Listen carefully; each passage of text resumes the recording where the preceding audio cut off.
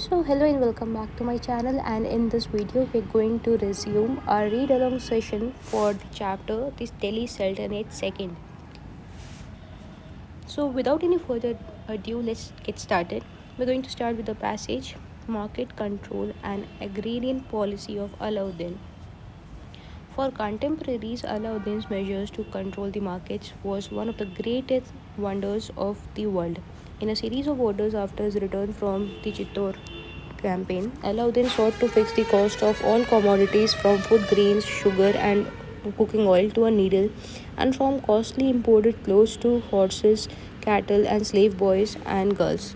For the purpose, he set up three markets at Delhi, one market for food grains, the second for costly clothes, and the third for horses, slaves, and cattle.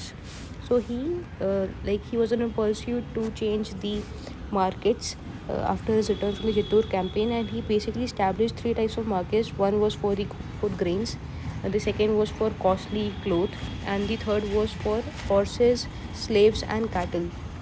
Each market was under the control of a high officer called Shahna, who maintained a register for the merchants and strictly controlled the shopkeepers and the prices. So this term Shahna was the person who used to be in charge of actually maintaining the records of the merchants and strictly controlling the shopkeepers and the prices. Regulation of prices, especially food grains, was a constant concern of medieval rulers. Because without the supply of cheap food grains to the town, they could not hope to enjoy the support of citizens and the army stationed there. But Alauddin had some additional reasons for controlling the market. The Mongol invasions of Delhi had pinpointed the needle to raise a large army to check them. But such an army would soon exhaust his treasures unless he could lower the prices and hence lower their salaries. To realize his objectives, Alauddin proceeded in a characteristically thorough way. In order to ensure a regular supply of cheap food grains, he declared that the merit near the Jamuna to the border of Kara near Allahabad would be paid directly to the state. So he declared that the land revenue in the Doab region, that is the area extending from Meerut near Yamuna to the border of Kara near Allahabad, would be paid directly to the state. That is, the villages in the area would not be assigned in Ikta to anyone. So, in order to regulate the market prices and in order to maintain a constant supply of cheap food grains, what Alauddin did was he actually said that there would be no hectare allotted in the Doab region, and the region from Meerut to Kara in Allahabad would pay their land revenue directly to the empire, directly to the state, and these areas would not be allotted as hectare to anybody. Further, the land revenue was raised to half of the produce, so 50%. So that was a very enormous percentage at that time. This was a heavy charge, and Alauddin adopted a number of measures which we shall note later to cope with the situation.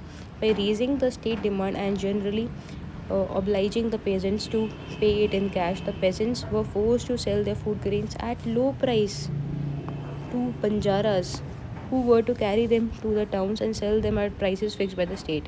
To ensure that there was no hoarding, all banjaras were registered, and their agents and their family were held collectively responsible for any violations. As a further check, the state itself set up warehouses and stocked them with food grains which were released whenever there was a famine or a threat of shortfall in supply. Alauddin kept himself constantly informed of everything, and very harsh punishment was given if any shopkeeper charged a higher price or tried to cheat by using false weights and measures. Barani tells us that the prices were not allowed to be increased by a dam or a paisa even during the time of famine. Thus, wheat sold at 7.5 jitals a man, barley at 4 jitals, good quality rice at 5 jitals. Rani says the permanence of rice in the grain market was a wonder of the age. Control of the price of horses was important for the Sultan because without the supply of good horses at reasonable prices to the army, the efficiency of the army could not be maintained. So this was from a strategically or a military point of view for the sultans for the benefit of his empire, because horses were the foot front, or they were very essential component of the army. The position of the supply of horses had improved as a result of the conquest of Gujarat. Good quality horses could be sold only to the state. The price of a first grade horse fixed by Alauddin was 100 to 120 tankas, while a Tattu pony not fit for the army cost 10 to 25 tankas. The prices of cattle as well as of slaves were strictly regulated, and Barani gives us their price in detail. The price of cattle and slaves, as mentioned side by side by Barani. So there was no distinction between human and cattle at that time, I guess, because there was a price given or a price tagged to the slaves as well, and obviously those were humans. This shows that slavery was accepted in medieval India as a normal feature. The control of prices of other goods, especially of costly clothes, perfumes, etc., was not vital for the Sultan. However, their prices were also fixed, probably because it was felt that high prices in the sector would affect prices in general, or it might have been done in order to please the nobility. We are told that large sums of money were advanced to the Multani traders for bringing fine quality clothes to Delhi from various parts of the country. As a result, Delhi became the biggest market for fine cloth, the price of which was fixed, and traders from all places flocked to Delhi in order to buy it and sell it at higher price elsewhere. Realization of land revenue in cash enabled Alauddin to pay his soldiers in cash. He was the first sultan in the Sultanate to do so. A Sawar cavalryman in his time was paid 238 ankas a year, or about 20 ankas a month. It appears that he was expected to maintain himself and his horse and his equipment out of this amount. Even then, this was not a low salary, for during Akbar's time, when prices were far higher, a Mughal cavalryman received a salary of about 20 rupees a month. Actually, a Turkish cavalryman during the 13th and 14th centuries was almost a gentleman and expected a salary which would enable him to live as such. In view of this, the salary fixed by Alauddin was low and the control of the market was therefore necessary. The historian Barani thought that a major objective of Alauddin's control of markets was his desire to punish the Hindus, since most of the traders were Hindus and it was they who resorted to profiteering in food grains and other goods. However, most of the overland trade to West and Central Asia was in the hands of Khurasanis, who were Muslims, as also Multanis, many of whom were Muslims. Alauddin's measures therefore affected these sections also, a fact which Barani does not mention. It is not clear whether the market regulations of Alauddin were applied only to Delhi or also to other towns in the empire. Barani tells us that the regulations concerning Delhi always tended to be followed in other towns also. In any case, the army was stationed not only in Delhi but in other towns as well. However, we do not have sufficient information to be certain in the matter. It is clear that while the merchants, Hindus, and Muslims might have complained against the price control, not only the army but all citizens, irrespective of their religious beliefs, benefited from the cheapness of the food grains and other articles. Agrarian reforms. Apart from the control of the market, Alauddin took important steps in the field of land revenue administration. He was the first monarch in the Sultanate who insisted that in the Doab, land revenue would be assessed on the basis of measuring the land under cultivation. So he was the first monarch in this whole Sultanate who considered that the land revenue would be measured on the basis of measuring the land under cultivation. This implied that the rich and the powerful in the villages who had more land could not pass on their burden to the poor. Alauddin wanted that the landlords of the area, called khoots and mukaddams, should pay the same taxes as the others. Thus, they had to pay taxes on milch cattle and houses like the others, and four other illegal cesses which they were in the habit of realizing. In the picturesque language of Barani, the khoots and the mukaddams could not afford to ride on rich caparisoned uh, horses or to chew betel leaves, and they became so poor that their wives had to go and work in the houses of the Muslims. So Barani was kind of a very picturesque and exaggerating historian, or exaggerating writer, we could say. Like from the language, from the flowery language he would use to describe the situation at that time. Some of it might be true, but just because of the language of it. The policy of direct collection of land revenue by the state based on measurement could only succeed if the amils and the other local officials were honest. Although Alauddin had given these elements sufficient salaries to enable them to live in comfort, he insisted that their accounts should be audited strictly. We are told that for small defaults they would be beaten and sent to prison. Barani says that their life had become so insecure for them that no one was willing to marry their daughters to them. No doubt this is an exaggeration, because then as now government service was considered to be prestigious, and those who held government offices, whether they were Hindus or Muslims, were eagerly sought as marriage partners. So in these centuries which have passed, I think there's nothing changed. People are still the same, and the societal structure still follows the norm that the people belonging to the government services are the ones who are the suitable or the potential partners for marriage, and these are the ones who you should actually sort for for marriage alliances.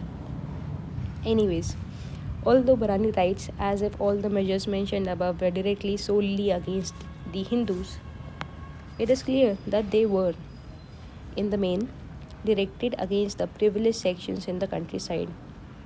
But they can hardly be considered as socialistic measures.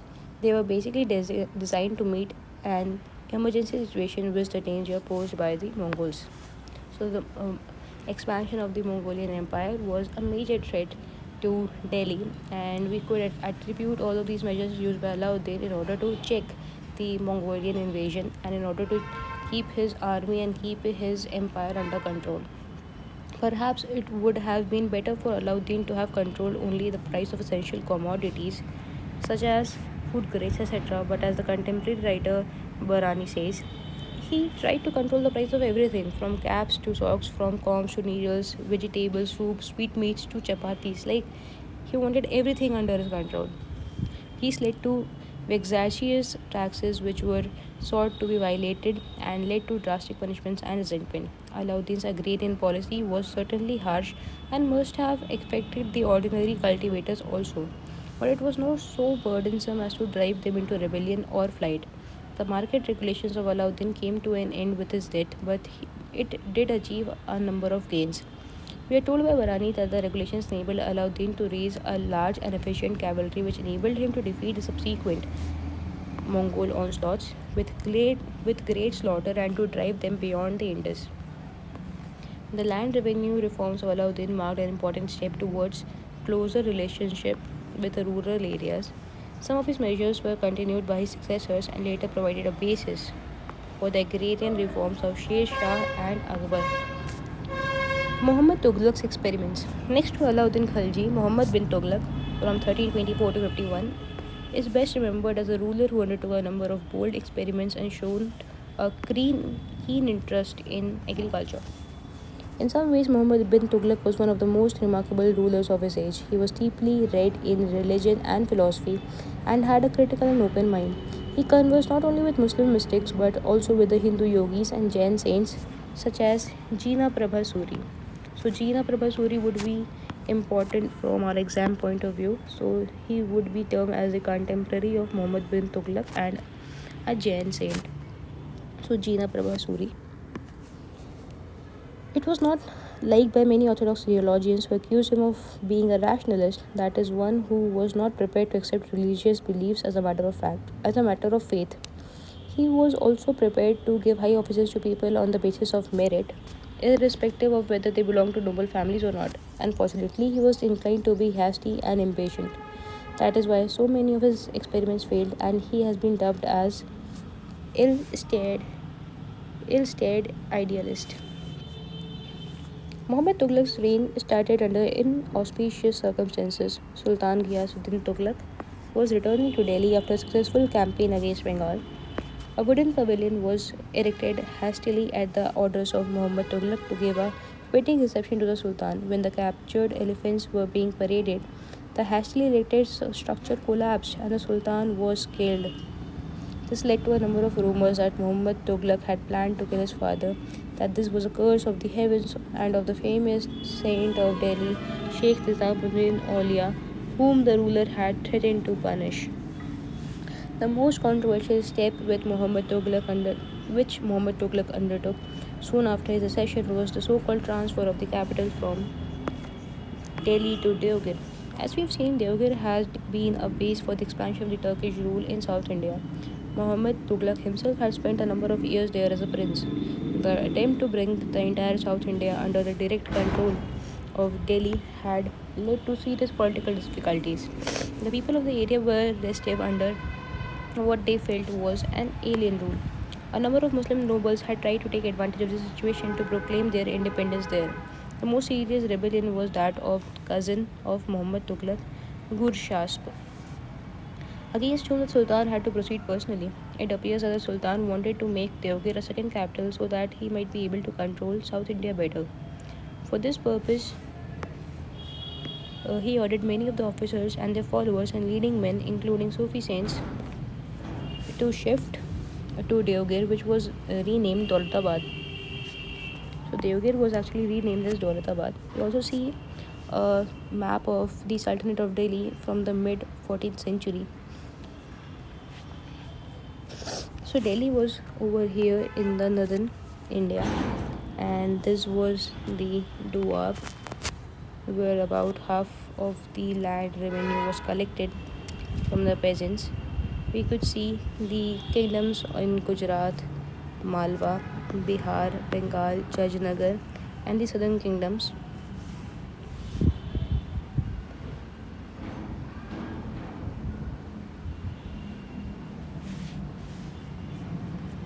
So, it seems that a good deal of official pressure was exerted on these sections to migrate. Liberal grants were also provided to them and arrangements made for their stay at Daulatabad. No attempt was made to shift the rest of the population. Delhi remained a large and populous city in the absence of the Sultan. Coins minted in Delhi while the Sultan was at Deoghar testified to this. Though Muhammad Tughlaq had built a road from Delhi to Daulatabad and set up rest houses on the way to help the travelers, Daulatabad was more than 1500 kilometers away. Many people died due to the rigors of the journey and the heat, since this movement took place during the summer season. Many of those who reached Daulatabad felt homesick, for some of them had lived for several generations in Delhi and looked upon it as their home. Hence, there was a good deal of discontent. After a couple of years, Muhammad Tughlaq decided to abandon Daulatabad, largely because he soon found that just as he could not control the south from Delhi, he could not control North India from Daulatabad. Though the attempt to make Deoghar a second capital failed, the exodus did have a number of large range benefits. It helped in bringing North and South India closer together by improving communications. Many people, including religious divines who had gone to Daulatabad, settled there. They became the means of spreading in the Deccan the cultural, religious, and social ideas which the Turks had brought with them to North India. This resulted in a new process of cultural interaction between North and South India, as well as in South India itself. Another step which Muhammad Tughlaq took at this time was the introduction of token currency. Since money is merely a medium of exchange, all countries in the world today have token currencies, generally paper currencies, so that they do not have to depend upon gold and silver. There was a shortage of silver in the world in the 14th century. Moreover, Kublai Khan of China had already successfully experimented with a token currency. A Mongol ruler of Iran, Ghazan Khan, had also experimented with it. Muhammad Tughlaq decided to introduce a bronze coin, which was to have the same value as the silver tanka. Specimens of these coins have been found in different parts of India and can be seen in museums. The idea of token currency was a new one in India, and it was difficult to induce the traders as well as the common man to accept it. Muhammad Tughlaq might still have been successful if the government had been able to prevent people from forging the new coins. The government was not able to do so, and soon the new coins began to be greatly devalued in the market. Finally, Muhammad Tughlaq decided to withdraw the token currency. He promised to exchange silver pieces for bronze currency, for bronze coins. In this way, many people exchanged the new coins, but the forged coins, which could be found out from tests, were not exchanged. These coins were heaped up outside the fort, and Barani says they remained lying there for many years. The failure of these two experiments affected the prestige of the sovereign and also meant wastage of money. So, one of the most important interventions during Muhammad Tughlaq's time was the introduction of the token currency, which was basically a failure because the government could not impose strict restrictions on not forging the coins, and because of that the coins value was greatly it was greatly devalued, and therefore the sultan had to exchange silver pieces uh, like in exchange for the gold, in exchange for the bronze coins which he had issued. uh, Also, we have read about the change of capital from Delhi to Daulatabad. Deoghir was renamed as Daulatabad so that he could have greater control over South India. But later he could see that because of this change in capital, he could not have greater control over North India, which was slipping off from his hands. Therefore, he had to withdraw his decision for the change of capital. However, the government quickly recovered. The Moroccan traveler Ibn Battuta. So, Ibn Battuta was a contemporary of Muhammad bin Tughlaq, who came to Delhi in 1333, could not see any harmful after effects of these experiments. A far more serious problem with which Muhammad bin Tughlaq had to contend was that of security of the frontiers. Administration, especially revenue administration and his relations with the nobles, also presented some serious problems. We've seen in an earlier section the serious problems posed to the Delhi Sultanate by the steady expansion of the Mongol power into the Punjab and their assaults on Delhi. Although the Mongols had then become weak due to the internal dissensions, they were still strong enough to threaten the Punjab and the area near Delhi. In the early years of Muhammad Tughlaq's reign, the Mongols, under their leader Tarmashrin, burst into Sindh, and a force reached up to Meerut, about 65 kilometers from Delhi. Muhammad Tughlaq not only defeated the Mongols in a battle near Jhelum, but also occupied Kala Nor, and for some time his power extended beyond the Indus up to Peshawar. This shows that the Sultan of Delhi was now in a position to go over to this offensive against the Mongols. After coming back from Deoghar, the Sultan recruited a large army in order to occupy Ghazni and Afghanistan. Marani says that his object was to occupy Khorasan and Iraq. We have no means of finding out the true objective of Muhammad Tughlaq. Maybe his objective was to establish what has been called the scientific frontier, with the line formed by Hindu Kush and Kandahar. So, the scientific frontier is the line formed by Hindu Kush and Kandahar. Many of the princes and others who had fled from Central Asia and taken shelter at the court of Muhammad Tughlaq may have thought that it was a good opportunity to oust the Mongols from the area. After a year, and following the failure of experiments of establishing a total currency and improvement of relations with the Mongols, the army was disbanded. Meanwhile, the situation in Central Asia changed rapidly. In due course, Timur united the entire area under his control and posed a fresh threat to India. The effects of the Khorasan project should not be exaggerated or confused with the Karachil expedition. This expedition was launched in the Kumayu Hills in Himalayas. Though, according to a modern historian, the expedition was aimed at Kashmir in order to control the entry of the horses from the Chinese side, that is, Xinjiang. However, it never aimed at the conquest of China. As some later historians have suggested, after some success, the armies went far into the inhospitable region of Himalayas and suffered a disaster. We are told that from an army of 10,000, only 10 persons returned. However, it seems that the hill Rajas accepted the overlordship of Delhi. Subsequently, Muhammad Tughlaq undertook an expedition in the Kangra hills. Thus, the hill regions were fully secured. Agrarian reforms and nobility. Muhammad Tughlaq undertook a number of measures to improve agriculture. Some of these were tried out in the Doab region. Muhammad Tughlaq did not believe in Alauddin Khilji's policy of trying to reduce the Khoots and Mukaddams, headmen in the village, to the position of ordinary cultivators. But he did want an adequate share of the land revenue for the state. The measures he advocated had a long term impact, but they failed disastrously during his reign. It is difficult to say whether the measures failed because of bad planning or faulty implementation by officials who lacked experience. Right at the beginning of Muhammad Tughlaq's reign, there was a serious peasant rebellion in the Gangetic Doab. Peasants fled the villages and Muhammad Tughlaq took harsh measures to capture and punish them. Historians are of the opinion that the trouble started due to overassessment. Although the share of state remained half as at the time of Alauddin, it was fixed arbitrarily, not on the basis of actual produce.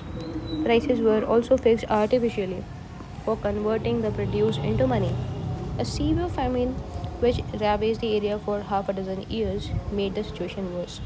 Efforts at relief by giving advances for cattle and seeds and for digging wells came too late. So many people died at Delhi that the air became pestilential. The Sultan left Delhi and for 2.5 years lived in a camp called Swargadwari, 100 miles from Delhi on the banks of Ganges near Kannauj. So, like there was a mass death of people because of famine which continued for around 6 years, and because of that, so many people died at Delhi, and the area became pestilential. There was a surge in the pest, because of which the Sultan had to live around 100 miles away from Delhi, in a place called Swargadwari. After returning to Delhi, Muhammad Tughlaq launched a scheme to extend and improve cultivation in the Doab. He set up a separate department called Dewan-e-Amir-e-Kohi. The area was divided into development blocks headed by an official whose job was to extend cultivation by giving loans to the cultivators and to induce them to cultivate superior crops: wheat in place of barley, sugarcane in place of wheats, grapes and dates in place of sugarcane, etc. So, a new department was formed under Muhammad Tughlaq's reign, and this department was called Dewan-e-Amir-e-Kohi. And the officers under this department had a job that they have to extend the area under cultivation by giving loan to the cultivators and to make them cultivate superior crops so that it would benefit them in the long run. The superior crops were cultivate wheat in place of barley, sugarcane in place of wheat, grapes and dates in place of sugarcane, and so on. The scheme failed largely because the men chosen for the purpose proved to be inexperienced and dishonest, and misappropriated the money for their own use. The large sums of money advanced for the project could not be recovered. Fortunately for all concerned, Muhammad Tughlaq had died in the meantime, and Firuz wrote off the loans. But the policy advocated by Muhammad Tughlaq for extending and improving cultivation was not lost. It was taken by Firuz and even more vigorously later on by Akbar. Another problem which Muhammad Tughlaq had to face was the problem of the nobility. With the downfall of the Chahalgani Turks were actually the 40 prominent Turks in the empire's court. So, with the downfall of the Chahalgani Turks and the rise of the Khaljis, the nobility was drawn from Muslims belonging to different races, including Indian converts. Muhammad Tughlaq went a step further. He entertained people who did not belong to noble families but belonged to castes such as barbers, cooks, weavers, winemakers, etc. He even gave them important offices. Most of these were the descendants of Muslim converts, though a few Hindus were also included. There is no reason to believe that these people were uneducated or were inefficient in their jobs, but the office holders of the earlier period, who were the descendants of noble families, deeply resented it. The historian Barani makes this a main point of his denunciation of Muhammad Tughlaq. Muhammad Tughlaq also welcomed foreigners to the nobility, a large number of whom came to his court. Thus, the nobility of Muhammad Tughlaq consisted of many divergent sections. No sense of cohesion could develop among them, nor any sense of loyalty towards the Sultan. On the other hand, the vast extent of the empire provided favorable opportunities for rebellion and for striving to carve out independent spheres of authority. The hot and hasty temperament of Muhammad Tughlaq and his tendency to give extreme punishments to whom he suspected of opposition or disloyalty strengthened this trend. Thus, the reign of Muhammad bin Tughlaq, while marking the zenith of the Delhi Sultanate, also saw the beginning of the process of SD integration. So, since this is a very large chapter, I would like to have another video. And with this, we've come to an end to this section of our read along session for the Delhi Sultanate second. I'll see you guys in the next video. Till then, see ya. Bye.